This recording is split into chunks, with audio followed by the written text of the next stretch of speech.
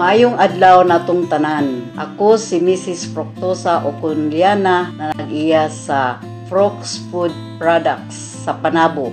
Nag-take ko EXL Makabuhay Plus ang akong mga sakop. Nag-take kay nagsulod ang virus sa amoa. Napo ko'y apo nga nag-start na pod og sneezing, kalintura, sipon, ubo. Akong gipatake dayon. Wala gid sila naluya. Ilang gipamati adto, nawad-an sila panglasa. Nahadlok ko kay basig maunay sintomas sa COVID. Hadlok baya og mag-COVID ka, magpa-doktor ka kay swab test ka pa, daghan ka pag proseso. Ang expenses pod dili lalim. Tungod sa EXL Makabuhay Plus, mao'y nakapaayo sa ilaha kay in 2 days time, effective jud kaayo na ayo gid sila tanan. Praise God.